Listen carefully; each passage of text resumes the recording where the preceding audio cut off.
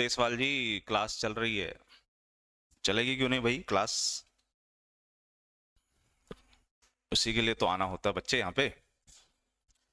तो ये थी यूपीएससी की क्लास, इसलिए थोड़ा सा इंग्लिश माध्यम दिख रहा है। अब हम अपने हिंदी माध्यम पे चलते हैं। और कल हम लोगों ने उपराष्ट्रपति वाला टॉपिक कर लिया था। आने से जाने का सफर हमने देख लिया था और उसके फंक्शंस देख लिए थे। अगर आप मुझे कोई डाउट है किसी तरह का तो आप सवाल पूछ सकते हैं अगले एक मिनट में। फिर हम चलते हैं आज प्राइम मिनिस्टर वाले टॉपिक पे और अटॉर्नी जनरल वाले टॉपिक पे।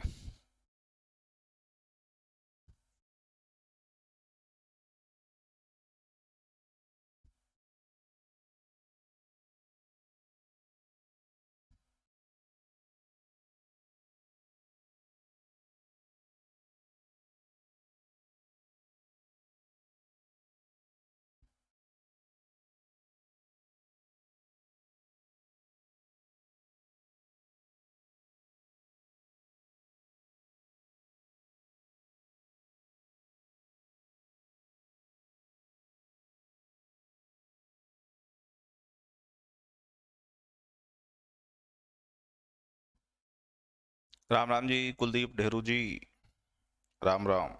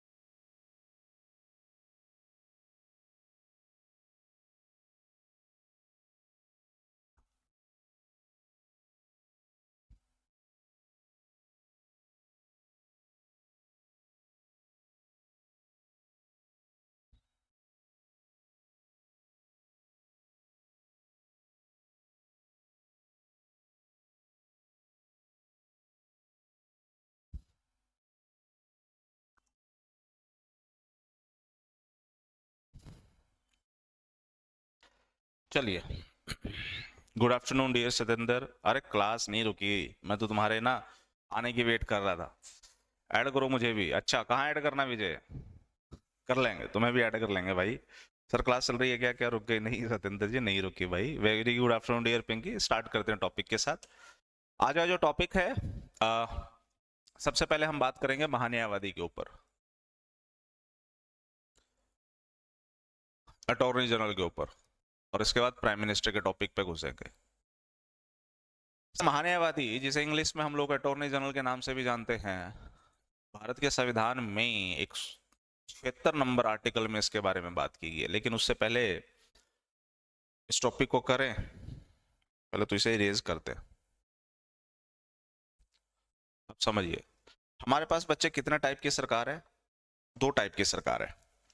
एक सरकार जिसे आप केंद्र सरकार कहते हैं।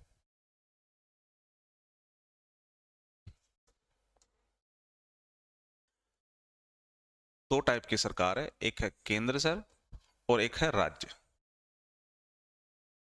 ठीक है, ये होगी सरकार, गवर्नमेंट। वैसे सर गवर्नमेंट कितने टाइप की होती है? आप कृपया करके ना ये मत बोल देना कि सर गवर्नमेंट दो टाइप की होती है। गवर्नमेंट तीन टाइप की होती है। इसमें आपको ना काउंट करके चलना है।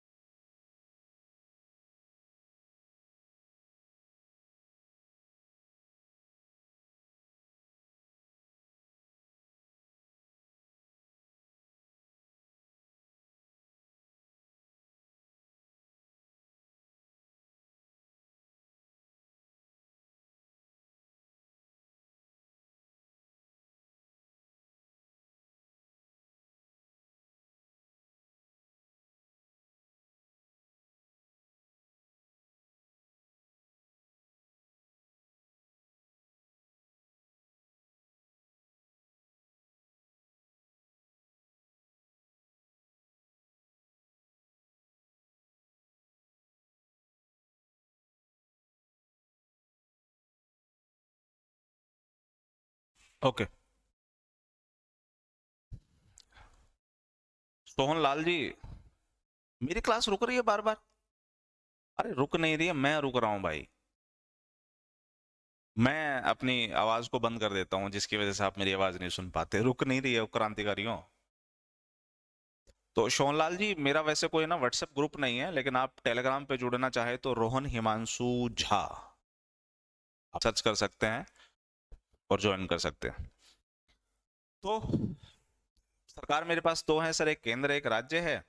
अब बेटा एक बात समझिएगा कि दोनों ही सरकारों में जो लोग जाते हैं, अब जैसे कि मोदी जी हैं, मोदी जी ऐसा तो है थोड़ी थोड़ी है कि भाई वो बहुत दिग्गज हैं, भाई सारा ज्ञान उनके पास अर्थव्यवस्था का ज्ञान, उनके पास राजनीति का ज्ञान है। मैं कहता हूं कि जिस दिन आपकी पॉलिटिक खत्म होगी उस दिन संविधान के बारे में आपको ज्यादा नॉलेज होगी मोदी से। लेकिन मोदी तो भैया राष्ट्र प्रधानमंत्री और आप और मैं कुछ भी नहीं, है ना। हम तो चिंदी चोरी कर रहे हैं सिर्फ, बस इतना सोच रहे हैं कि एक नौकरी मिल जाए, चाहे ग्रुप डी वाली मिल जाए, बस मिल जाए, है कि नहीं। तो ये देश चलाते कैसे। और कई बार सर कुछ कानून ऐसे बनते हैं जो कहीं ना कहीं कन्फ्लिक्ट पैदा कर देते हैं, विरोध पैदा कर देते हैं, और न्यायपालिका जो है सवाल उठा लेती है। तो इसलिए केंद्र जो है बचेगी कि न्यायपालिका उससे किसी तरह का सवाल ना उठाए, और अगर न्यायपालिका ने किसी तरह की कोई बात कर ली तो केंद्र के मामले में कौन न्यायपालिका के सामने होगा। कई बार ये होता ना कि न्यायपालिका ने केंद्र को फटकार लगाई, तो फटकार क्या मोदी को लगी है क्या? नहीं सर, तो फटकार उस समय लग रही थी केंद्र को, तो दरअसल वहां मौजूद कौन था? वही तो बात है कि केंद्र को सर क्या चाहिए? कानूनी सलाहकार। राज्य को क्या चाहिए? कानूनी सलाहकार। तो दोनों को ही कानूनी सलाहकार चाहिए।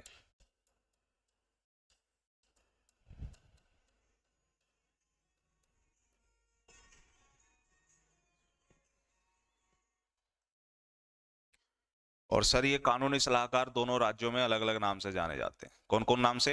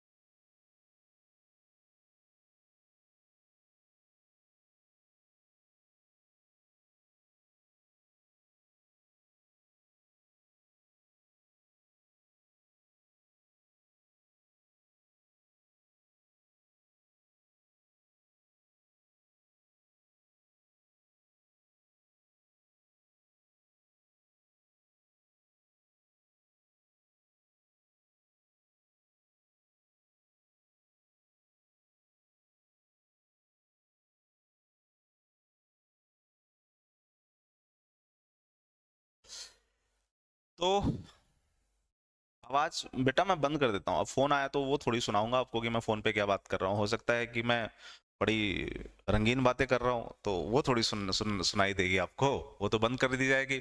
सर, केंद्र के लिए जो कानूनी सलाहकार होता है उसे हम महान्यायवादी कहते हैं, और राज्य के लिए जो कानूनी सलाहकार होता है उसे हम महाधिवक्ता कहते हैं। इंग्लिश में इसको हम लोग अटॉर्नी जनरल के नाम से जानते हैं, और हिंदी में महान्यायवादी। इंग्लिश में सर इसे एडवोकेट जनरल के नाम से जानते हैं। सुप्रीम कोर्ट में जज बनने की जो शर्त होती है, अगर कोई व्यक्ति वो पूरी कर रहा हो तो उसी को हम महान्यायवादी बनाते। और आर्टिकल 165 में कोई व्यक्ति, बस आपको क्या करना है, सुप्रीम कोर्ट की जगह हाई कोर्ट कर देना है। हाई कोर्ट में जज बनने की शर्त पूरी कर दे तो वो एडवोकेट जनरल बनाया जा सकता है, मतलब राज्य के लिए कानूनी सलाहकार बन सकता है। तो सर ये महान्यायवादी बनाए जाएंगे कैसे बेटा, इसके लिए आपको क्या करना है, ये महान्यायवादी है सर, इसके नाम की जो सिफारिश है वो जाती है प्रधानमंत्री के थ्रू। किसके पास? भारत के राष्ट्रपति के पास। और भारत का राष्ट्रपति क्या करता है, उसको महान्यायवादी के रूप में नियुक्ति दे देता है।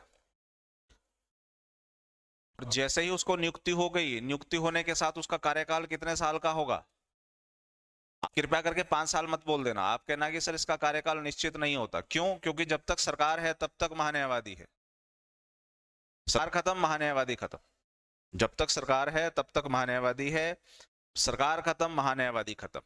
यानी जब तक बसंती नाचेगी तब तक वीरू की सांसें चलेंगी, बसंती का नाचना बंद, वीरू की सांसें बंद। समझ आ रहा है? तो ये है कहानी। लेकिन अगर इस बीच सर भाई साहब अगर अपना इस्तीफा देना चाहें तो सर ये महान्यायवादी अपना इस्तीफा भारत के राष्ट्रपति को सौंपना चाहें तो सौंप सकते हैं, और अगर इस बीच इनको हटाना चाहें तो राष्ट्रपति इसको हटा भी सकता है प्रधानमंत्री के कहने पे। ये कहानी है सर किसके साथ? अटॉर्नी जनरल के साथ। अब आ जाओ एडवोकेट जनरल के साथ। ये एडवोकेट जनरल है, इसके नाम की सिफारिश सीएम के थ्रू ही जाएगी डेफिनेटली। किसके पास? गवर्नर के पास, यानी राज्यपाल के पास, और गवर्नर उसको नियुक्ति महाधिवक्ता के रूप में दे देगा। और जैसे ही उसको नियुक्ति मिलेगी, उसका कार्यकाल कितने साल का होगा? अब ये मत कहना कि सर उसका कार्यकाल 5 साल का होगा। अगर महान्यायवादी का ही कार्यकाल नहीं है तो उसका कार्यकाल भी निश्चित नहीं होगा। जब तक राज्य सरकार है तब तक काम करेगा, राज्य सरकार खत्म, ये भाई साहब भी खत्म। यह है कहानी महान्यायवादी और महाधिवक्ता के बीच की। सर क्योंकि केंद्र के लिए काम करता है, कई बार सुप्रीम कोर्ट भी महान्यायवादी के साथ बात करती है। सुप्रीम कोर्ट को अगर कुछ समझ नहीं आ रहा है तो सुप्रीम कोर्ट महान्यायवादी को बोलेगी भैया बताओ ये इस मामले में हम कैसे करें। यही वजह है कि हम महान्यायवादी को first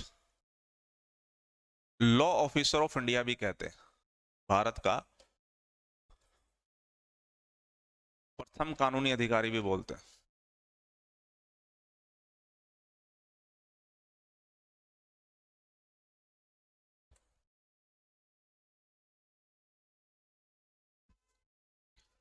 first law officer of India sir, इसे हम भारत का प्रथम कानूनी अधिकार कहते हैं, भारत का। और क्योंकि ये भारत का प्रथम अधिकारी है, ठीक उसी तरीके से स्टेट का फर्स्ट लॉ ऑफिसर कौन है? First law officer of state government. राज्य सरकारों का प्रथम विधि अधिकारी कौन होता है? महाधिवक्ता। कहानी खत्म सर। अगर इस बीच यहां पर सेम करना है, देखो अगर आपने ये समझ लिया तो ये ऑटोमेटिकली समझ लिया। अगर इस भाई साहब को जाना हो तो ये अपना इस्तीफा दे करके गवर्नर को निकल सकते हैं, अगर हटाना हो तो गवर्नर उस व्यक्ति को हटा सकता है। यह है कहानी उसके आने जाने की। ठीक है, ये समझ में आ गया कि दोनों की जो पावर है वो केंद्र को राज्यों को कानून सलाह की देने की। अगर राज्य सरकार को कानून बना रही है और उसे लगता है कि कल को कोई न्यायालय मुझसे सवाल ना कर ले, तो इसलिए पहले पकड़ लेंगे महाधिवक्ता को, साहब हम ये कानून बना रहे हैं, इसमें ये पॉइंट है, देखो कहीं ऐसा तो नहीं है कि भारत के संविधान के साथ किसी भी तरह की दिक्कत पैदा कर रहे हैं, अगर कर रहे हैं तो बताओ, फिर हम इसको ठीक करेंगे। और अगर आप कह रहे हो कि सर जी कोई दिक्कत नहीं, आप बनाओ, मैं देख लूंगा, तो ठीक है हम देख लेंगे। कल को अगर सुप्रीम कोर्ट सवाल करेगा तो फिर आप जाना भाई, मैं तो नहीं जाऊंगा, सीएम और पीएम तो नहीं जाएंगे। तो यहां तक की कहानी समझ में आ गई। सर अब केंद्र ने सवाल पूछा किससे? अटॉर्नी जनरल से, महान्यायवादी से। अब सर महान्यायवादी है तो एक व्यक्ति ही ना, ऐसा थोड़ी है कि उससे कुछ भी पूछो, वो जिन थोड़ी है, वो कहते हैं ना चिराग, अ, जो एक उसके पास था ना, अलादीन के पास चिराग चिराग था, घसता था तो जिन बाहर आ जाता था। तो सर ये कोई अलादीन का चिराग थोड़ी है कि प्रधानमंत्री ने जब भी घसना है तब भी है ना जिन बाहर निकल जाएगा और बोलो मेरे यहाँ का क्या चाहिए, और जो वो बोलेगा वो हो जाएगा। तो सर ये व्यक्ति है, इसकी जो नॉलेज है वो हो सकता है सीमित हो सके। अब जैसे कि आपने मुझसे सवाल पूछा, जोगिंदर सिंह जी नमस्कार, आपने मुझसे सवाल पूछा कि सर बताओ इसका आंसर क्या होगा। मैं कहूंगा यार मेरे को तो ये नहीं आता, रुको मैं अगले दिन बताऊंगा तुम्हें। समझ पा रहे हो ना इस बात को, कि अगर आपने मुझसे सवाल पूछा तो मैं कहूंगा कि भैया रुकिए कल मैं बताऊंगा, मुझे नहीं पता इसका, अगर मुझे वो नहीं आता है तो। और फिर मैं ये सवाल किससे पूछूंगा, क्योंकि आपने तो अपनी जिम्मेदारी खत्म कर दी, सर आप इसका जवाब दीजिए, लेकिन मैं कहाँ जाऊंगा, मैं किस टीचर को पकड़ूंगा, मैं किस कोचिंग वाले एजुकेटर को देखूंगा, मैं किस दिल्ली के प्रोफेसर को फोन मिलाऊंगा, मेरा तो कोई टीचर नहीं है भाई जिसको पॉलिटिक्स की इतनी अच्छी नॉलेज हो कि उसको मैं सवाल पूछूं कि सर आप ये बताओ, मुझसे बच्चों ने पूछा मुझे तो आता नहीं है। तो हर इंसान की अपनी लिमिट होती है, तो इस अटॉर्नी जनरल की भी लिमिट होगी, तो कोई दिक्कत नहीं, केंद्र ने क्या कहा तेरे अंडर में फिर मैं एक व्यक्ति को खड़ा कर देता हूं जो तेरी हेल्प करेगा, समझिएगा, आपसे बड़ा नहीं होगा वो सिर्फ आपकी हेल्प के लिए है। इसको ही हम लोग कहते हैं सॉलिसिटर जनरल, सॉलिसिटर जनरल। समझ में आ गई कहानी, इसी को कहेंगे सर हम लोग सॉलिसिटर जनरल, इसे इंग्लिश में भी वही और हिंदी में भी वही कहते हैं, हिंदी में भी कुछ कहते होंगे तो पता नहीं, लेकिन मैंने सॉलिसिटर जनरल ही पढ़ा है। अब सर महान्यायवादी के लिए आर्टिकल कौन सा है, 76, भारत के संविधान के 76 में महान्यायवादी होगा, और भारत के संविधान के 165 में जो है महाधिवक्ता होगा। अब देखिए महान्यायवादी हो चाहे महाधिवक्ता हो, दोनों के लिए आर्टिकल है ना। अब अगर दोनों के लिए आर्टिकल है तो उसका मतलब है कि दोनों के दोनों संविधान की किताब में बैठे हुए हैं। आपसे अगर यह सवाल पूछ लिया जाए कि भारत के संविधान में महान्यायवादी भी है, सॉरी महान्यायवादी है पहला ऑप्शन, दूसरा ऑप्शन महाधिवक्ता है, तीसरा ऑप्शन सॉलिसिटर जनरल, चौथा option all of the above, इनमें से सभी। अब एग्जामिनर पूछेगा कि बताइए इनमें से कौन सा पद जो है संवैधानिक नहीं है, संवैधानिक नहीं है। अब आपको कहोगे क्षेत्र में सर महान्यायवादी है तो संवैधानिक हुआ, 165 में महाधिवक्ता है तो संवैधानिक हुआ, और सॉलिसिटर जनरल के लिए सर अब आपने कोई आर्टिकल नहीं लिखा है सर, इसका मतलब है कि यह पद संवैधानिक नहीं होता है, और यह सवाल पूछा गया है। तुषार मेहता है वैसे अभी सॉलिसिटर जनरल, लेकिन सॉलिसिटर जनरल का जो पद होता है वो संवैधानिक नहीं होता है, ये थोड़ा सा ध्यान रख लीजिएगा, खेल सारा इसी का है, ये संवैधानिक नहीं है।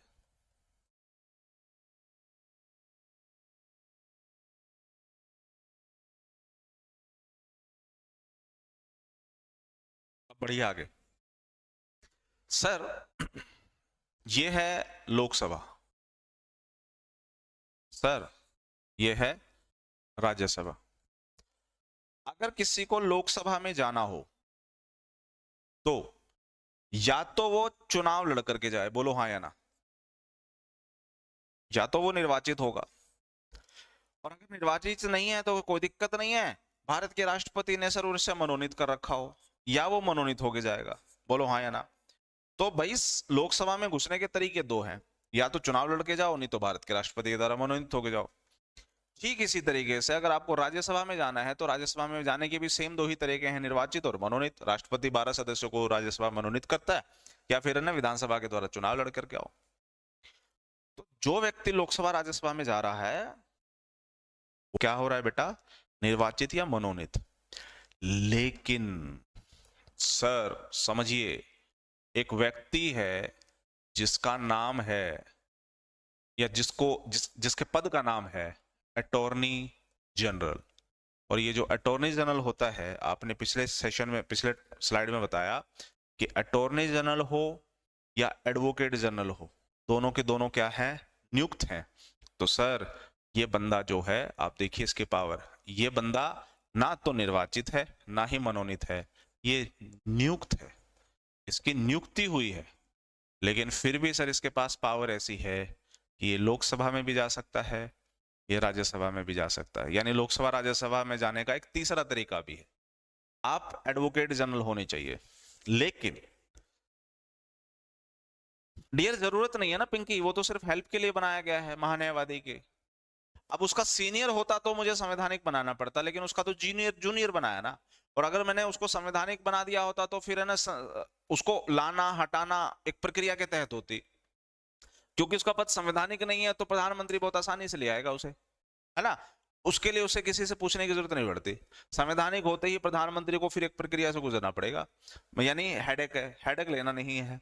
और फिर महान्यायवादी की हेल्प के लिए बना रहे हैं, मतलब उसका असिस्टेंट बना रहे हैं, उसका सीनियर तो बना नहीं रहे। सीनियर बनाते तो संवैधानिक बनाना पड़ता। ये वजह है बच्चे। अब आ जाओ वापिस यहीं पे। सर मान के चलिए लोकसभा के अंदर मतलब कोई बिल आ गया है और उस बिल पे चर्चा चल रही है। तो लोकसभा में जब उस बिल पे चर्चा हो रही है ना, तो 50% जो हैं वो लोग कह रहे हैं कि इस बिल को पास किया जाए, लेकिन 50% ऐसे हैं जो कहते हैं बिल को पास ना किया जाए। तो सर एक बात बताइए, ये बिल क्या हो गया? ये तो टाई हो गया, ये बराबर हो गया। तो सर टाई को ब्रेक करना है तो फिर बताइए कौन यहां मत डालेगा, यहां वोटिंग कौन डालेगा? क्योंकि लोकसभा में 50-50 हो गया, सेम राज्यसभा में भी 50-50 हो गया। तो जब बेटा 50-50 आ जाए, यानी इक्विलिब्रियम सिचुएशन में आ जाए, इक्वल हो जाए, तो उस समय इस सवाल को टाई ब्रेक कौन करेगा? तो कृपया करके आप ये ना कहना कि सर अटॉर्नी जनरल वहां मौजूद है तो वो टाई करेगा, नहीं, टाई ब्रेक नहीं करेगा, ये ध्यान रख लेना। अटॉर्नी जनरल वो सारे काम कर सकता है जो एक निर्वाचित और मनोनीत सदस्य करते हैं, कहाँ? लोकसभा राज्यसभा में। लेकिन अटॉर्नी जनरल एक काम नहीं कर सकता, इसे मत देने का अधिकार नहीं होता, वोट देने का अधिकार नहीं है। क्यों सर? इसे मत देने का अधिकार क्यों नहीं है बेटा? क्योंकि ये संसद का हिस्सा ही नहीं है। आप संसद का हिस्सा लोकसभा राज्यसभा के थ्रू हो सकते हो, और उसके लिए मैं निर्वाचित और मनोनीत सदस्य। आप तो नियुक्त हो और ऊपर से आप एक ऑफिसर हो, आप रिप्रेजेंटेटिव्स नहीं हो, जनता के वास्तविक प्रतिनिधि नहीं हो। इसलिए लोकसभा राज्यसभा में आप बैठ सकते हो, बात कर सकते हो, सब काम कर सकते हो जो एक लोकसभा का राज्यसभा का सदस्य कर सकता है। लेकिन आप ये ध्यान रख लेना कि आपको मत देने का अधिकार नहीं होगा। तो सर ऐसे में लोकसभा के अंदर मत देने का अधिकार किसका है? तो बेटा एक बात समझिएगा, लोकसभा का जो स्पीकर होता है ना, स्पीकर हमेशा लास्ट में वोट डालता है, ताकि अगर कल को इक्वल हो जाए तो मैं वोट डाल करके एक तरफ कर सकता हूं इसे। इसी तरीके से राज्यसभा में एक चेयरमैन होता है, वो चेयरमैन यहां पर वोट डालेगा, ठीक है साहब। तो ये चेयरमैन की पावर होती है। तो राज्यसभा में चेयरमैन की और लोकसभा में स्पीकर की। और जबकि ये बंदा वहां मौजूद है लेकिन वोट नहीं डालेगा, क्यों? क्योंकि सर ये वास्तविक प्रतिनिधित्व तो होता नहीं है, इसलिए लोकसभा में से वोट डालने की शक्ति नहीं है, ना ही राज्यसभा में मत डालने की, सॉरी। अब आप समझिएगा, अगर अटॉर्नी जनरल के पास लोकसभा राज्यसभा में मत डालने की शक्ति नहीं है, तो क्या महान अधिवक्ता के पास भी, क्या ये व्यक्ति भी विधानसभा में जा सकता है, विधान परिषद में जा सकता है, लेकिन मत नहीं दे सकता? हाँ सर, वो सेंटर में कर सकता है तो ये स्टेट में भी करेगा। समझ में आया? अटॉर्नी जनरल को वोट करने का राइट नहीं है लोकसभा। बिल्कुल सतेंद्र जी, स्पीकर वोट करेगा। बिल्कुल सतेंद्र जी, बहुत सही है। यहां तक कहानी क्लियर। इसके साथ ही आपका अटॉर्नी जनरल का जो टॉपिक है बच्चे, वो मेरी तरफ से खत्म हो गया है।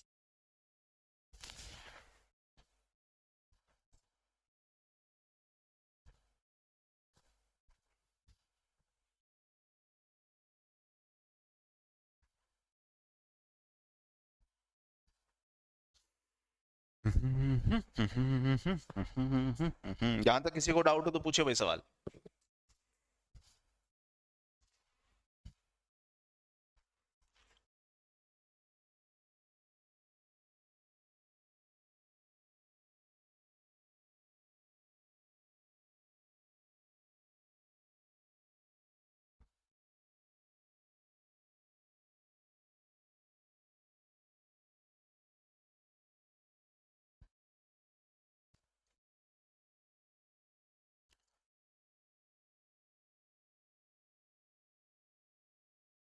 पूछो पूछो, जल्दी पूछो।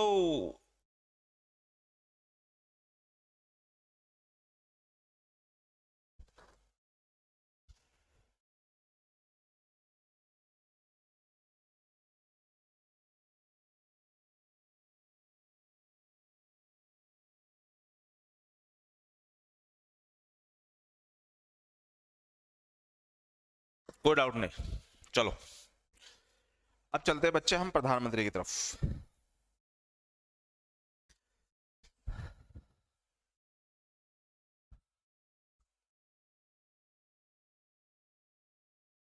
प्राइम मिनिस्टर,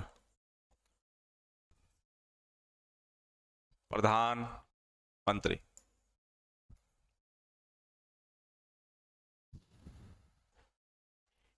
पहली चीज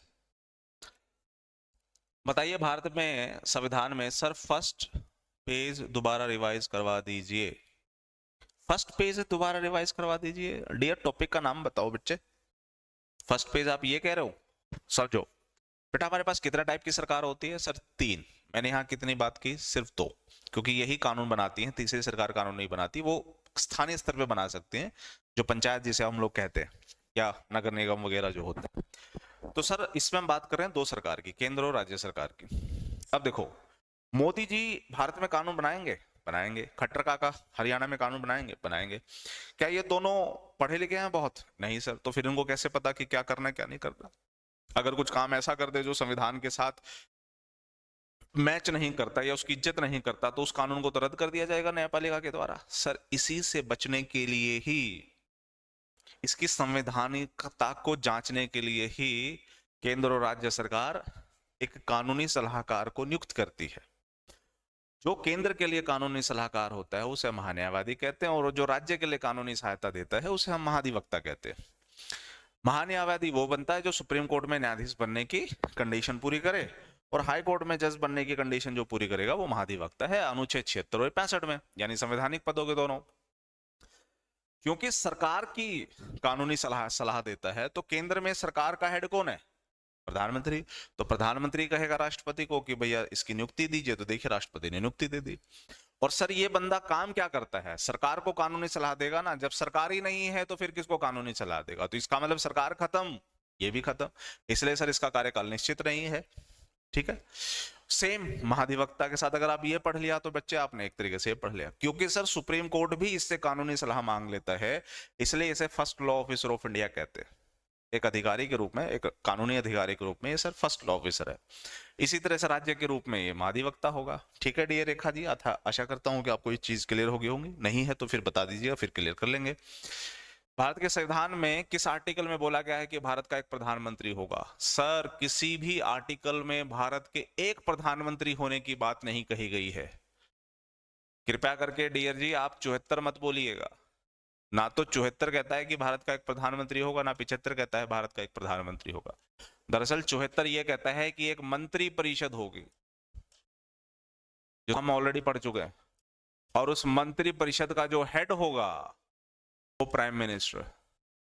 और जो आर्टिकल 75 है वो ये कहता है कि जो भी प्रधानमंत्री बनेगा उसको शपथ जो दिलाई जाएगी वो भारत के राष्ट्रपति के द्वारा दिलाई जाएगी। तो यानी जो शपथ की बात कही गई है वो 75 है। तो देखिए दोनों ही आर्टिकल पढ़ लो। इन दोनों ही आर्टिकल में क्या बात नहीं हो रही है? Always welcome Rekha ji, good afternoon dear Rohit खरब जी। दोनों ही आर्टिकल में ये बात थोड़ी कही गई है कि भारत का एक प्रधानमंत्री होगा। सर भारत का एक प्रधानमंत्री होगा, दरअसल संविधान का कोई अनुच्छेद ऐसा कहता ही नहीं। ठीक है। सिर्फ 74 और 75 इनडायरेक्टली प्राइम मिनिस्टर के बारे में बात करता है। अगला सवाल, अच्छा थोड़ा ध्यान रखिएगा, भारत में मंत्री होते हैं? हाँ सर, आपने ना प्रधानमंत्री वाले टॉपिक में ना, सॉरी राष्ट्रपति वाले टॉपिक में अनुच्छेद 74 बताया था आपने कि ना मंत्रियों के भी प्रकार होते। तो मैंने एक बार ना वो निकाल लेता हूँ, 74 लोकतंत्र हो गया, ये हो गया 72। हाँ ये रहा सर। आपने ना यहाँ पर है ना अनुच्छेद 74 बताया था कि भाई राष्ट्रपति की सलाह और सहायता के लिए ना एक मंत्री परिषद होगी, और उस मंत्री परिषद का हेड पीएम होगा। तो ये जो मंत्री है ना सर, मंत्री कई होते हैं, कैबिनेट एक राज्य मंत्री जो स्वतंत्र प्रभार के होते हैं, एक राज्य और एक मंत्री होते हैं। तो टोटल 4 तरह के मंत्री होते हैं। ठीक है, वापिस आ जाओ पेज नंबर 70 पे, पेज नंबर 70 पे आ जाओ। यहां पर भी क्या बोला गया है भाई, जितने भी मंत्री होते हैं ना उन सब मंत्रियों में सबसे पहला होता है ये, इसलिए इसे प्राइम मिनिस्टर कहते हैं। जितने भी मंत्री होते हैं उन सारे मंत्रियों में सबसे पहला होता है। बहुत अच्छी बात है डियर सत्येंद्र जी, क्लियर होना चाहिए बच्चे। तो जितने भी मंत्री होते हैं उन सब में सर प्रधान जो जो नंबर 1 होगा वही प्राइम होगा, प्राइम मतलब पहला। यानी सिर्फ इसका काम होगा कि भारत अच्छे तरीके से काम है देखना। और कैसे भारत अच्छे तरीके से काम करेगा? जब एक अच्छा डिफेंस मिनिस्टर ले आएगा, जब एक अच्छा होम मिनिस्टर ले आएगा, जब एक अच्छा एक्सटर्नल मिनिस्टर लेके आएगा, एक अच्छा अच्छा अच्छा समझ रहे हो कि हर मंत्रालय में एक बहुत अच्छा व्यक्ति लाया जाएगा, तो ही तो मंत्रालय अच्छा काम करेगा। मंत्रालय अच्छा काम करना मतलब देश अच्छा काम करेगा। अंडरस्टूड है सर? तो ये प्रधानमंत्री का काम होगा सारे के काम को देखना कि सब अच्छे कर रहे कि नहीं कर रहे। अगर ये भी कोई मंत्रालय अपने अंडर में लेके काम करना चाहे तो कर सकता है। ये है प्रधानमंत्री सर। अगला सवाल, भारत का प्रधानमंत्री इनमें से क्या होता है? पहला सवाल मतलब पहला ऑप्शन, भारत का प्रधानमंत्री जो है वो निर्वाचित होता है। दूसरा ऑप्शन, भारत का प्रधानमंत्री जो होता है वो मनोनीत होता है। तीसरा ऑप्शन, भारत का प्रधानमंत्री जो होता है वो नियुक्त होता है। चौथा ऑप्शन, भारत का जो प्रधानमंत्री होता है इनमें से कुछ भी नहीं होता, नन ऑफ द अबव। बताइए आप किसकी तरफ जाना चाहेंगे? भारत का प्रधानमंत्री इनमें से क्या होता है?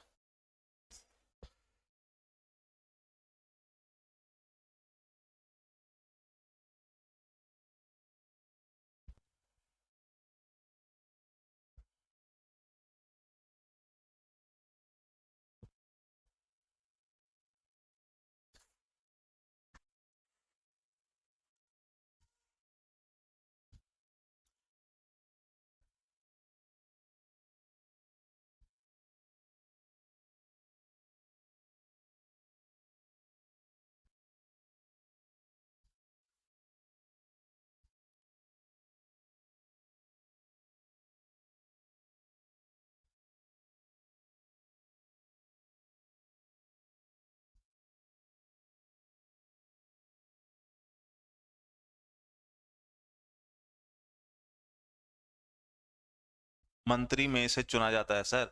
अरे सतेंद्र यहाँ ऊपर देखो यार, आंसर करो, क्या ही कर रहे हो तुम? मंत्री में से चुना जाता है वो तो बात की बात है, इन तीनों में से क्या आंसर करोगे? रोहित खरब कह रहे हैं जी निर्वाचित होगा, है ना। निशु जी कह रही हैं नियुक्त हो गए, सोनलाल जी कह रहे हैं मनोनीत होंगे, आप कह रहे हैं प्रभु चुना जाएगा, है ना। हाँ, ऐसे आंसर कीजिए, इलेक्टेड होगा। चलो देखते हैं कि आप में से कौन सही है। सर सबसे पहले ये देख लेते हैं कि भारत का प्रधानमंत्री बनता कैसे, इससे हमारा ना आंसर क्लियर हो जाएगा। मोदी जी को एक बात पता थी कि प्रधानमंत्री बनने की जो शर्त बोली गई है ना, वो बोली गई है कि अगर वो व्यक्ति, समझिएगा, अगर वो व्यक्ति सांसद हो जाए, अगर वो व्यक्ति सांसद हो जाए तो वो व्यक्ति प्रधानमंत्री भी हो सकता है। और सांसद होने का मतलब है या तो वो लोकसभा का सदस्य हो या फिर वो राज्यसभा का सदस्य हो। बोलो हाँ या ना। इसलिए 2014 में जब चुनाव होंगे तो मोदी जी ने तय किया कि भाई मैं चुनाव लड़ूंगा। अच्छा, किसका चुनाव लड़ेंगे सर? चुनाव लड़ेंगे सांसद बनने का। कौन सा सांसद बनने का? अगर 56 इंच का सीना दिखाना है तो लोकसभा का चुनाव लड़ना पड़ेगा, वरना लोग कहेंगे मनमोहन सिंह की तरह राज्यसभा से आए थे इसलिए प्रधानमंत्री बन गए। जनता में तो प्रिय नहीं है। अब जो चुनाव जीत करके आएगा इसका मतलब है वो जनता में प्रिय है, और जो जनता में प्रिय है वो है ना चौड़ी छाती करके जाएगा कि देखो मेरा 56 इंच का सीना है साहब। तो मोदी जी को अपना 56 इंच का सीना दिखाना है तो क्या करेंगे सर? चुनाव लड़ेंगे। लेकिन 56 इंच के सीने में छेद तब हो जाएगा जब वो चुनाव नहीं जीतेंगे। तो मोदी जी ने कहा भाई साहब एक काम करते हैं, दो जगह से चुनाव लड़ते हैं। तो इन्होंने ना चुनाव लड़ा सर वडोदरा से, इन्होंने चुनाव लड़ा बनारस से, क्योंकि ना गुजरात से निकल करके यूपी के बनारस में वोट मांगना, इनको लगा कि भाई 56 इंच के सीने में ना छेद हो सकता है, तो दो जगह से चुनाव लड़ लेते। सर दोनों ही जगह के लोगों ने बहुत प्यार दिया। गुजरात में तो देना ही था, बनारस वालों ने पूरा प्यार दिया और मोदी जी जीत गए सर। मोदी जी जीत गए कहाँ? लोकसभा में। यानी लोकसभा का चुनाव लड़े वो। तो मतलब बच्चे लोकसभा का सांसद का चुनाव लड़े, यानी बेटा इलेक्टेड हो गए। बोलो हाँ या ना, है ना। तो इसका मतलब है कि भारत का प्रधानमंत्री निर्वाचित नहीं होता है। पहली चीज तो क्लियर होगी, क्योंकि वो निर्वाचित होता है एक लोकसभा के, राज्य के लोकसभा या फिर राज्यसभा के सांसद के रूप में वो निर्वाचित होता है। तो प्रधानमंत्री के रूप में वो निर्वाचित तो नहीं होगा। ठीक है, जिन्होंने निर्वाचित आंसर दिया वो तो हो गए गलत। अब बढ़ो आगे। सर उस समय बड़ी लहर चल रही थी, किस चीज की बच्चे? लहर चल रही थी कि अगर बीजेपी जीत गई तो प्रधानमंत्री कैंडिडेट जो होगा बीजेपी की तरफ से वो होगा हमारे श्री श्री नरेंद्र मोदी जी। पूरा भारत कह रहा भाई प्रधानमंत्री हो तो मोदी जैसा। तो सर क्या हुआ, बीजेपी के पास सपोर्ट आ गया, बीजेपी के पास सरकार बनाने के लिए जो एक न्यूनतम समर्थन चाहिए था वो मिल गया। कैसे बेटा? सर सरकार बनती है लोकसभा में, और लोकसभा की जो सीट होती है उसको डिवाइड कर देंगे सर, 2 से प्लस कर देंगे, एक जो नंबर आएगा वो आएगा 273 प्लस। तो इसका मतलब है कि जिस भी गवर्नमेंट के पास 273 से ज्यादा सीट होगी उसकी वो सरकार बनाएंगे सर, और बीजेपी 273 प्लस में आ गए। तो सर अब ये सरकार बनाएंगे, और सरकार बनाएंगे तो बीजेपी ने सरकार तो बनाई, और उस सरकार में मुझे एक प्रधानमंत्री चुनना है, तो बीजेपी ने सर मोदी जी का नाम किसके सामने रखा? भारत के राष्ट्रपति के सामने। जब एक पार्टी राष्ट्रपति के सामने अपने प्राइम मिनिस्टर कैंडिडेट को रखती है तो इसका मतलब है कि वो पार्टी उसे क्या कर रही है? पार्टी सर उसे मनोनीत कर रही है। इसका मतलब है कि जब पार्टी प्राइम मिनिस्टर के कैंडिडेट को प्रेसिडेंट के सामने रखेगी तो वो हो गया मनोनीत। मनोनीत सर नॉमिनेट होना, तो बेटा यहां लिख दो एन। इसका मतलब है कि मोदी जी जो है वो प्राइम मिनिस्टर के रूप में मनोनीत नहीं होते, वो एक पार्टी के द्वारा राष्ट्रपति के सामने मनोनीत होते। अब क्या राष्ट्रपति इस नाम को कैंसिल कर सकता है? नहीं सर। तो राष्ट्रपति क्या करेगा? भाई मैं तो बाध्य हूं, मुझे तो नरेंद्र मोदी को क्या बनाना पड़ेगा? प्रधानमंत्री बनाना पड़ेगा। तो सर नरेंद्र मोदी को प्रेसिडेंट ने प्राइम मिनिस्टर बना दिया सर। हैं 3:30 हो गए, मैं देख लेता हूं कितने घंटे। 43 मिनट हो गए, 10 मिनट दे दो, 5 मिनट दे दो, 5-10 मिनट में खत्म कर देते। तो सर प्रेसिडेंट ने भाई साहब को प्राइम मिनिस्टर के रूप में नियुक्ति दे दी। प्रेसिडेंट ने जैसे ही प्राइम मिनिस्टर के रूप में नियुक्ति दी, नियुक्ति मतलब सर अपॉइंटमेंट दे दी ना सर। तो बताइए भारत का प्रधानमंत्री इनमें से क्या होता है? भारत का प्रधानमंत्री इनमें से नियुक्त होता है। तो जिसने नियुक्त आंसर दिया है वो सही है, ठीक है, बहुत ही बढ़िया। चलो सर जैसे ही वो प्राइम मिनिस्टर बने, प्राइम मिनिस्टर बनने के साथ ही उनको शपथ दिलाई जाएगी। बेटे शपथ कौन दिलाएगा? अरे सर आपने अभी तो बताया ना, अनुच्छेद 75 में प्राइम मिनिस्टर को शपथ दिलाई जाएगी भारत के राष्ट्रपति के द्वारा। चलो बहुत ही बढ़िया सर। जैसे ही शपथ लिया उन्होंने, शपथ लेने के साथ ही उनका कार्यकाल कितने साल के लिए होगा? सर 5 साल के लिए। नहीं बेटा, भारत के प्रधानमंत्री का कार्यकाल निश्चित नहीं होता है। लोकसभा के सांसद का कार्यकाल निश्चित है 5 साल, लेकिन प्रधानमंत्री के पद के रूप में उसका कार्यकाल निश्चित नहीं होता है। ये थोड़ा ध्यान रख लीजिएगा। क्यों सर? अरे बेटा जिस दिन बीजेपी की 273 से कम सीट हो गई उस दिन प्रधानमंत्री के रूप में उसे जाना पड़ेगा। कार्यकाल 5 वर्ष कर दोगे तो भाई साहब तो फिर कहेंगे कि भैया चक्की में हो जाए, मैं तो अपनी गद्दी छोड़ दूं को नहीं, मैंने तो रुमाल रखा था इस गद्दी पे, है कि नहीं? मैंने तो बटवा रखा था इस गद्दी पे। हम तो ना हरियाणा वाले हैं भाई, वो हरियाणा प्रधान हो रहा तो रुमाल रख दिया तुम्हारी सीट हो जाए जी। तो भाई मैंने तो सीट पे अपना रुमाल रख दिया, मैं तो प्रधानमंत्री, वो तो ना हटे भैया फिर तो इसलिए कार्यकाल उसका निश्चित नहीं करना है, क्योंकि अगर नंबर किसी दिन नीचे आ गया तो भाई साहब को तो जाना पड़ेगा ना भाई। हाँ ठीक है, अब वापिस आ जाओ। वापिस कहां? मान के चलो कि प्रधानमंत्री का इलेक्शन भाई साहब लड़ते लोकसभा का, लेकिन वो हार जाते, तो भाई के सीने में तो सर छेद हो गया, हवा निकल गई, नहीं जीत पाए। तो अरे कोई दिक्कत नहीं सर, बीजेपी अगर जीती होती, बीजेपी 273 प्लस में आ गई होती, तब बीजेपी नरेंद्र मोदी का नाम प्रेसिडेंट के सामने रखती, प्रेसिडेंट नियुक्ति दे देता, पीएम बना देता प्रेसिडेंट। लेकिन अब प्रेसिडेंट क्या कहता? बेटे मोदी, क्योंकि पीएम बनने के लिए सांसद होना अनिवार्य सत्य है, तुम सांसद तो हो नहीं, तो इसलिए हम तुमको 6 महीने का समय देते हैं। 6 महीने के अंदर अंदर आपको क्या बनना पड़ेगा? सर सांसद बनना पड़ेगा। हाँ तो ठीक है, बनो ना। तो मोदी जी जाएंगे, क्या करें? अब लोकसभा का चुनाव लड़े तो 56 इंच का सीना दिखाना है ना भाई मेरे को। तो 56 इंच का सीना दिखाना है तो यार मेरे को लोकसभा के इलेक्शन में भाग लेना पड़ेगा। अच्छा तो क्या करें, एक काम करो, बीजेपी के जितने कैंडिडेट जीते हैं उनमें से किसी एक की बलि ले लो। ठीक है सर, आप उनमें से किसी एक की बलि ले लो। बलि ले लो सर, बलि मतलब सीट खाली करवा लो। ऐसा हो सकता है, बिल्कुल हो सकता है। चुनाव लड़ करवाने ना भाई, मोदी जी को तो प्राइम मिनिस्टर बनवाना है, तो आप किसी एक की बलि ले लीजिएगा। यानी किसी एक जगह से सीट खाली करवा लीजिए जहां से आपका कैंडिडेट जीता है, सीट खाली हो गई, चुनाव आयोग ने वहां चुनाव की घोषणा कर दी, मोदी जी जी वहां पर मित्रों मित्रों कहेंगे, अगर वहां जीत गए तो सर 56 इंच का सीना फिर से हो जाएगा इनका। लो भाई, मैं तो जीत गया, मैं तो लोकसभा का सांसद बन गया। लेकिन सर तब क्या होगा जब लोकसभा के सांसद के रूप में वो हार जाए, तो तब उनके पास कोई ऑप्शन नहीं बचा। सर सबसे सेफ रास्ता होता है राज्यसभा। मतलब सांसद बनना है तो दो रास्ते हैं भैया, एक रास्ता है 56 इंच का सीना करो और घुस जाओ, और एक रास्ता है किसी को दिखो ही मत और चुपचाप राज्यसभा के थ्रू सांसद बन जाओ।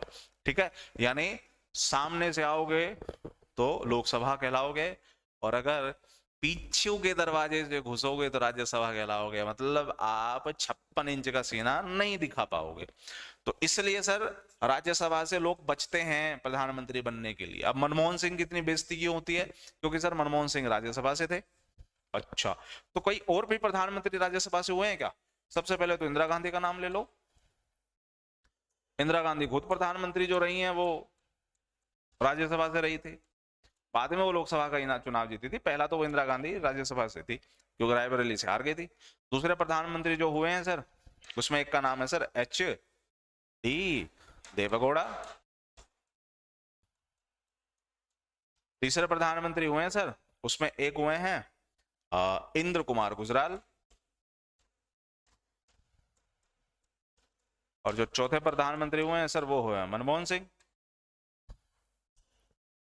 अब समझ में आया कि मनमोहन सिंह की इतनी बेइज्जती क्यों होती है?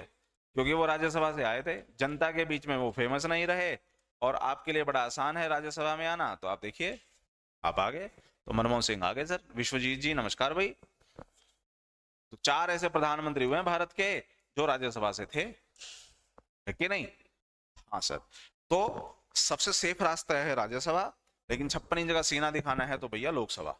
अगर सर वहां से हार गए तो बेटा फिर वही बात है कि आप प्रधानमंत्री आगे नहीं रह पाओगे, फिर आपकी जगह कोई और आएगा।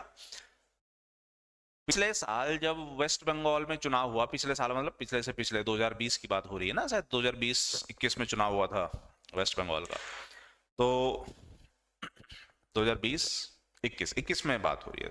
तो शायद 2021 में जब है ना वेस्ट बंगाल का चुनाव हुआ ना, तो उसमें ममता बनर्जी तो हार गई, लेकिन उनकी पार्टी जीत गई। लेकिन फिर भी ममता बनर्जी सीएम बने ना, फिर एक सीट है ना खाली करवाई गई, वहां चुनाव हुए। ममता बनर्जी ने कहा मित्रों भाई मैंने तो मोटा भाई को ना साइड कर दिया, देखो मैंने मोदी और मोदी के जो गुर्गा है अमित शाह, मैंने तो दोनों को साइड कर दिया। आप देखो I am the iron lady of India भाई, right now I am the iron lady of India. Okay, तो मेरे को वोट दो। सर वेस्ट बंगाल की जनता ने ना जो कॉन्स्टिट्यूएंसी जहां से चुनाव लड़ा सर, उनको ना सिर पे बिठाया और चुनाव जितवाया, जीत गई सर। और जीत गई तो वो सीएम के पद पे कंटिन्यू रहेगी, विधानसभा का वो हिस्सा बन गई थी, है कि नहीं? तो ये है कहानी बेटे किसी के पीएम और सीएम का रहने का। तो यानी जो पीएम के साथ अप्लाई हो रहा है स्टेट में, सेम सीएम के साथ अप्लाई हो रहा है, इतना ध्यान रखिएगा। अगला सवाल बेटा, लोकसभा के सांसद बनने के लिए न्यूनतम उम्र कितनी होनी चाहिए? लोकसभा का सांसद बनने के लिए न्यूनतम उम्र कितनी होनी चाहिए? 25 साल सर। और राज्यसभा का सांसद बनने के लिए न्यूनतम उम्र कितनी होनी चाहिए? 30 साल सर। आया ना? तो 25 ईयर्स, 30 ईयर्स सर। अब ये बताइए कि भारत का प्रधानमंत्री बनने के लिए आपकी न्यूनतम उम्र कितनी चाहिए? 21, 25, 30 या 35? सोचो, भारत का प्रधानमंत्री बनने के लिए आपकी न्यूनतम उम्र कितनी होनी चाहिए?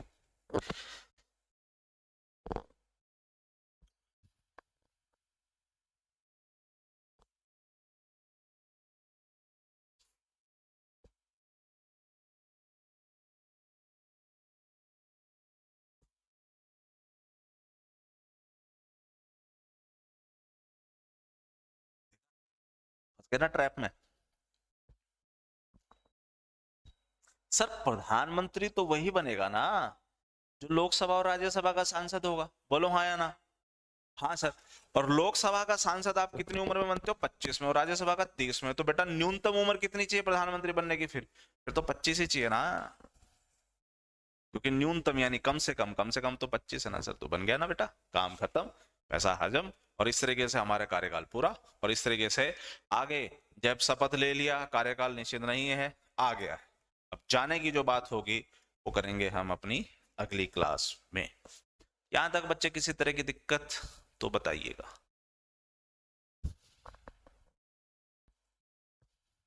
ऐसा करते हैं, कर लेते हैं, आ तो गया।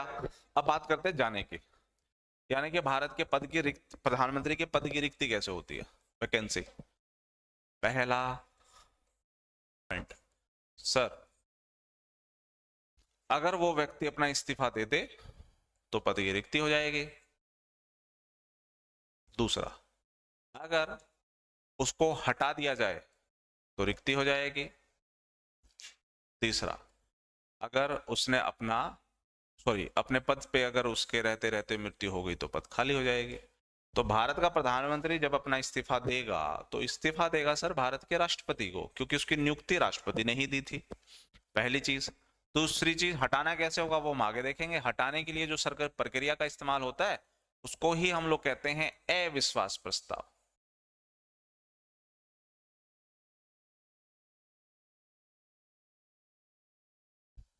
ठीक है। और सर मृत्यु, भारत के 3 ऐसे प्रधानमंत्री हुए जिनकी पद पे रहते रहते मृत्यु हुई है। कौन कौन से बेटे? सबसे पहले सर जवाहरलाल नेहरू, इनकी मृत्यु पद पे रहते हुई थी। दूसरे प्रधानमंत्री जो हुए हैं सर, लाल बहादुर शास्त्री, ये दूसरे प्रधानमंत्री हुए हैं जिनकी पद पे रहते हुए मृत्यु हुई थी, ताशकंद में, भारत से बाहर ही इनकी मृत्यु हुई थी। और तीसरे प्रधानमंत्री जिनके पद पे रहते रहते मृत्यु हुई थी वो हैं सर हमारी श्रीमती इंदिरा गांधी। 3 प्रधानमंत्री जिनकी पद पे रहते हुए मृत्यु हुई। सर राजीव गांधी भी तो थे। अरे नहीं बेटा, राजीव गांधी तो चुनाव लड़ रहे थे, वो थे नहीं उस समय। ठीक है, इस तरीके से 1 2 3 पद से हम लोग भारत के प्रधानमंत्री की पद की रिक्ति कर सकते हैं। पहला तीसरा तो सर समझ में आ गया। दूसरे प्रक्रिया पे चलिएगा, विश्वास प्रस्ताव। बेटा इसमें 2 चीजें हैं। पहला, ए को हटा दो, बाकी जो बचा वो है विश्वास, है कि नहीं, ये पहला पॉइंट है। दूसरा, सर आप इसमें ए जोड़ दो, जैसे ए जोड़ोगे अब हो जाएगा ये अविश्वास प्रस्ताव। तो सबसे पहले इस पॉइंट को पकड़ते हैं कि सर ये विश्वास प्रस्ताव क्या है। वापिस आ जाओ इधर। जब प्रधानमंत्री को राष्ट्रपति ने नियुक्त किया था प्रधानमंत्री के रूप में, तो राष्ट्रपति फिर इसको समय देगा। राष्ट्रपति कहेगा बेटा ऐसा है, तेरे को मैंने प्रधानमंत्री तो बना दिया, मुझे पता चला था कि मेजोरिटी पार्टी आपकी है, तो ना आपके पार्टी के कहने पे मैंने आपको प्रधानमंत्री बना दिया, तो ऐसा है। अब आप जो है ना अगले 5 दिन 10 दिन 2 हफ्ते 3 हफ्ते 1 महीना जो भी राष्ट्रपति को ठीक लगे, सर वो समय दे करके प्रधानमंत्री को बोलेगा कि अपना विश्वास मत दिखाइए, अपना विश्वास मत दिखाइए। विश्वास मत मतलब सर, मतलब ये कि जो सबसे बड़ी पार्टी है उसके कैंडिडेट को उन्होंने प्रधानमंत्री तो बना दिया, लेकिन राष्ट्रपति कहेगा आप मेरे को विश्वास मत दिखाओ। विश्वास मत दिखाओ मतलब मुझे ये दिखाओ कि तुम्हारे पास 273 से ज्यादा सांसद है। फिर सर मोदी जी जाएंगे लोकसभा के अंदर, अपने सारे बागड़ बिल्लों को पकड़ के ले जाएंगे, सबके साइन कराएंगे, प्रेसिडेंट के सामने मौजूद हो जाएंगे और प्रेसिडेंट को कहेंगे देखो सब ये है मेरे पास, मेरे बागड़ बिल्ले, मेरे शेर हैं सर, मेरे योद्धा हैं, मेरी वानर सेना है और ये मेरे को समर्थन दे रही है। प्रेसिडेंट ने कहा बहुत सही, 273 प्लस है ना, ठीक है, इसका मतलब तेरे पास विश्वास मत है। क्या है? विश्वास मत। विश्वास मत क्या होता है सर? विश्वास मत होता है 273 प्लस होना, इसी को कहते हैं विश्वास मत। अब देखो अगला पॉइंट क्या कहता है, अविश्वास मतलब, विश्वास का मतलब है कि आपके पास 273 प्लस की वानर सेना है, तभी तो आप प्रधानमंत्री हो, है ना, 273 प्लस। लेकिन अविश्वास का क्या मतलब है? अब आपके पास ये वानर सेना नहीं रही, तो 273 से कम अगर आपके पास वानर सेना रह गई तो उसका मतलब है कि अब आपके पास क्या है सर? हमारे पास अब अविश्वास है। अविश्वास मतलब सरकार बनाने के लिए जो रिक्वायरमेंट चाहिए वो मेरे पास नहीं है, और अगर नहीं है तो बेटा तुम्हारी सरकार गई, खत्म कहानी, सरकार खत्म, ऐसा हजम। तो सर ये होता कैसे है बेटा? समझो, अविश्वास प्रस्ताव पास कराना ना, कहां सर? लोकसभा में, क्योंकि सरकार हटाने की बात होती है, विश्वास प्रस्ताव का मतलब होता है सरकार हटाना। सरकार हटाना मतलब जिसकी सरकार 273 प्लस की थी। कैसे साबित होगा समझो। हम हटाना किसको चाहते हैं? पीएम को। लेकिन सीधे मत हटाइए भैया, आप हटाइए किसको? सब पीएम के अंडर में क्या होता है? मंत्री परिषद होती है सर।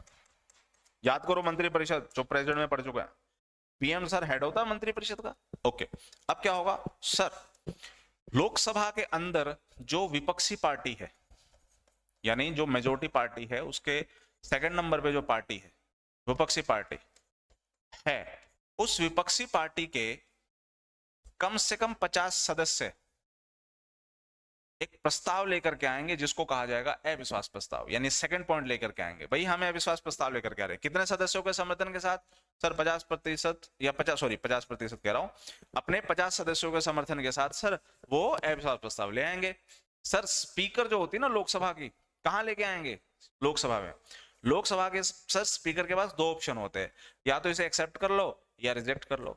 अगर रिजेक्ट कर दिया तो अविश्वास प्रस्ताव खत्म, इसका मतलब हम हमारे प्रधानमंत्री को नहीं हटने देंगे। लेकिन अगर लोकसभा ने अविश्वास प्रस्ताव को एक्सेप्ट कर लिया, चलो एक्सेप्ट करा लो, एक्सेप्ट कर लिया, तो सर इस पे होगी चर्चा, सर घनघोर चर्चा होगी। जैसे बारिश बरसते हैं ना, ऐसे घनघोर चर्चा होगी लोकसभा के अंदर।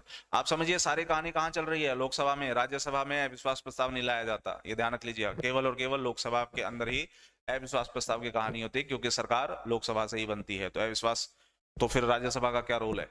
इसलिए लोकसभा में सारा खेल हो रहा। चर्चा होगी सर, चर्चा करने के बाद आखिरी में क्या होगा?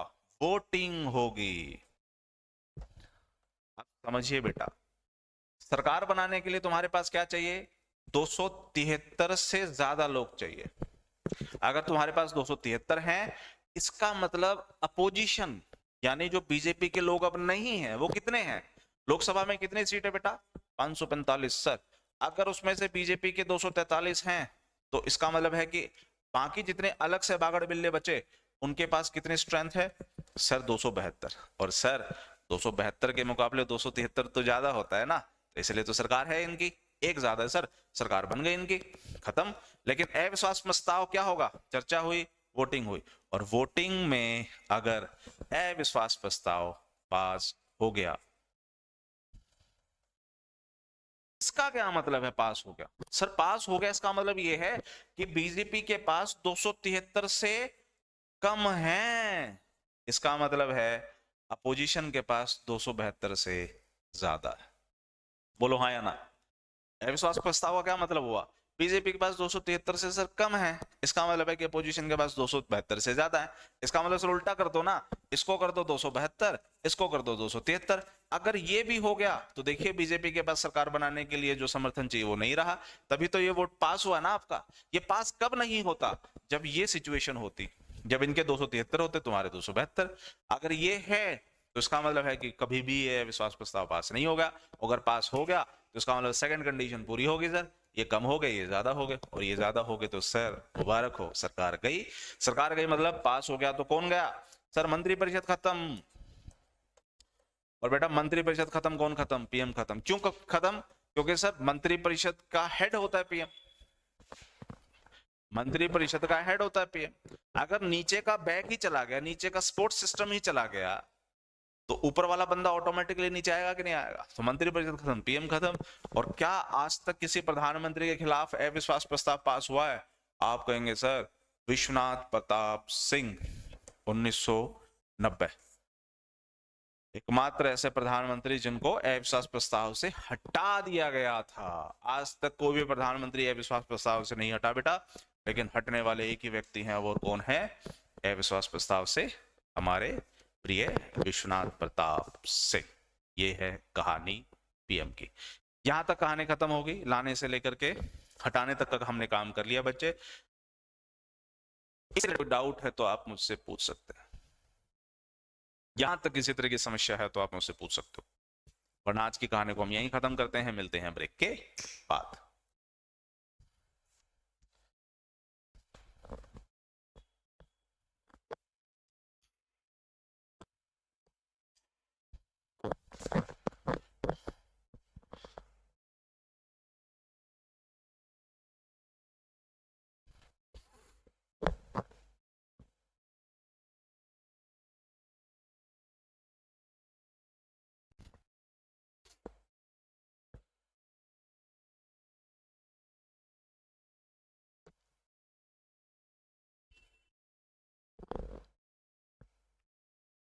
कोई डाउट है तो पूछिए बच्चे, कहानी करते हैं खत्म।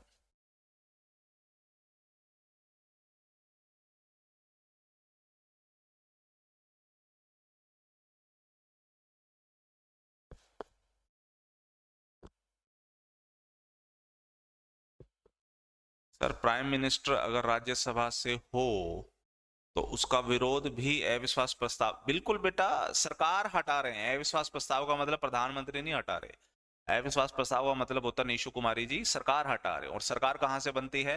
वो राज्यसभा से नहीं बनती, वो लोकसभा से ही बनती है। तो इसलिए अविश्वास प्रस्ताव तब भी लोकसभा में ही लाया जाएगा। तभी तो मैंने कहा ना कि वहां पर आप किसको, किसके खिलाफ आप लेके आ रहे हैं? प्रधानमंत्री के खिलाफ थोड़ी लेके आ रहे हैं, आप तो बेटा पूरी मंत्रिपरिषद के खिलाफ लेकर के आ रहे हैं, है कि नहीं?